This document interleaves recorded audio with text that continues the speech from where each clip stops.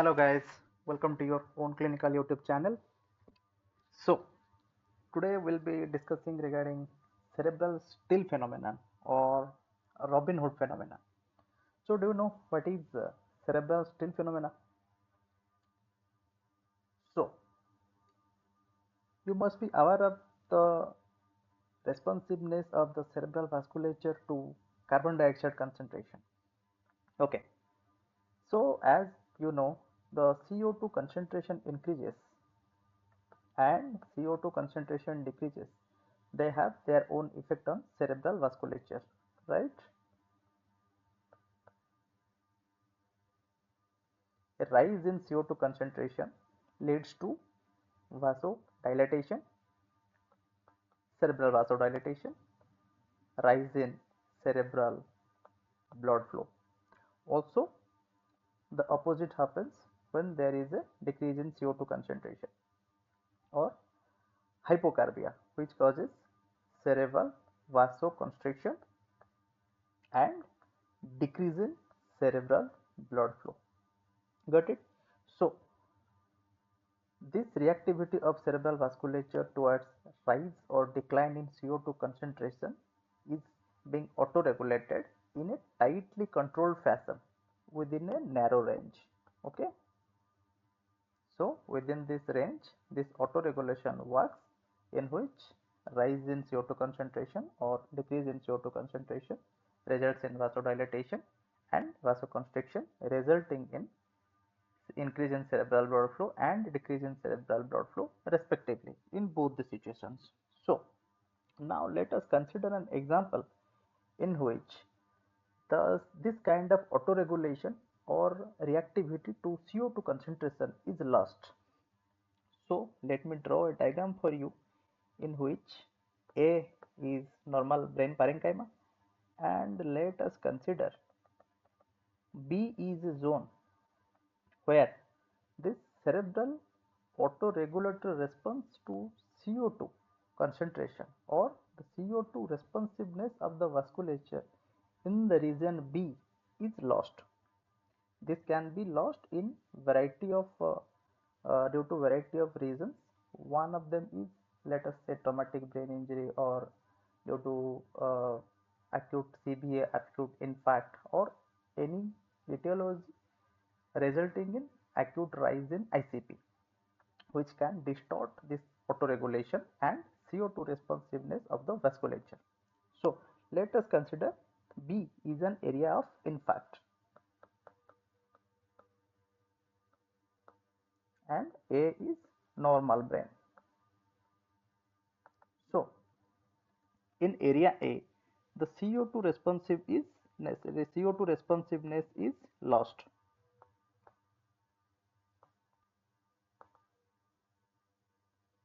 But in normal region A, CO2 responsiveness is there.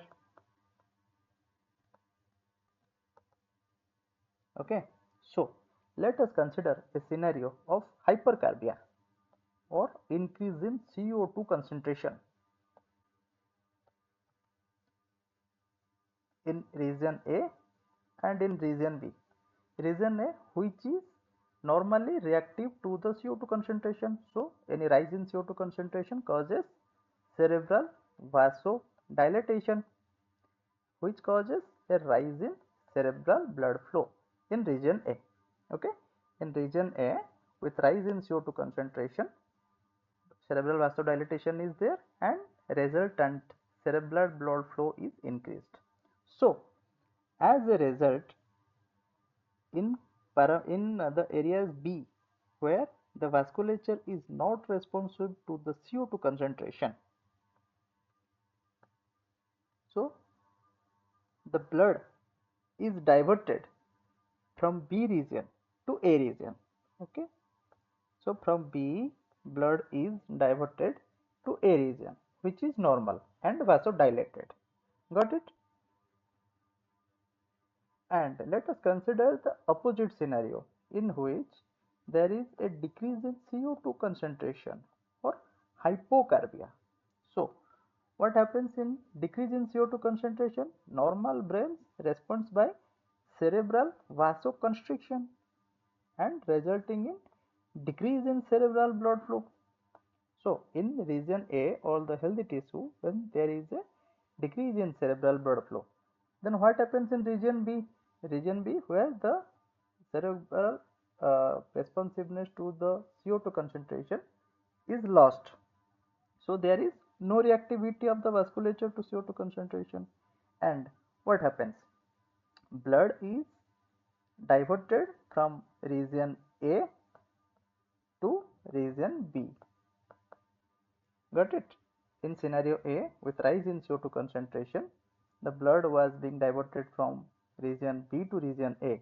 It was called cerebral steal phenomena. But in the second scenario, when there is a decline in CO2 concentration or hypocarbia, the healthy tissue becomes more perfused. The healthy tissue has a decline in cerebral blood flow due to cerebral vasoconstriction, and the infarct area or the damaged area or the area B gets more blood shunted from area A. This is called Robin Hood phenomena.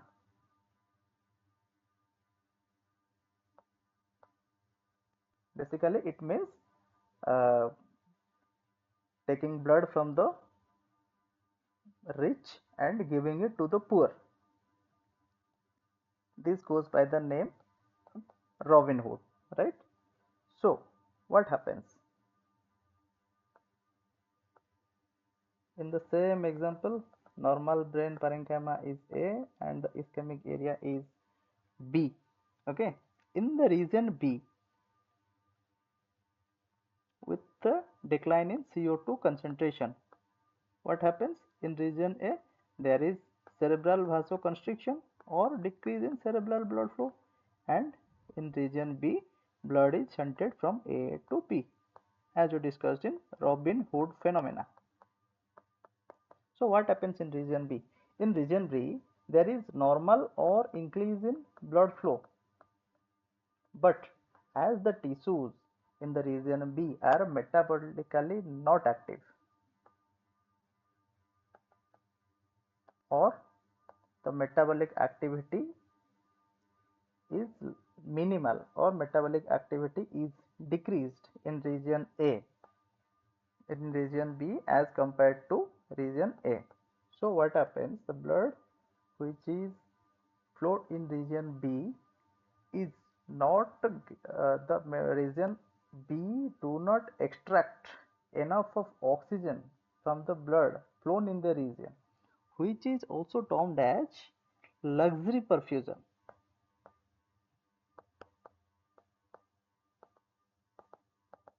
That means the flow is adequate, the flow is normal, but oxygen extraction is decreased. So this concept is called luxury perfusion. So let us consider a common question, that if some mischief happens or the cerebral vasomotor paralysis occurs, okay, as we have discussed in the previous example, normal area is A and B is, let us consider an infarct. Okay, there is cerebral vascular paralysis due to this acute insult, infarct. Okay, so how much time does it take for the normal brain parenchyma to get back to the normal cerebral vascular reactivity? That means, let us consider an example in which a patient who had a CBA or an infarct is recovering and he needs an elective surgery. So till how many weeks or how many days we can wait so that the cerebral vasculature would return to its normal reactivity to CO2? It is nearly around 4 to 6 weeks. So after 4 to 6 weeks, we may assume the cerebral vascular paralysis get over and it becomes normal, and reactivity to CO2 resumes. Okay, thank you guys, keep learning. Thank you.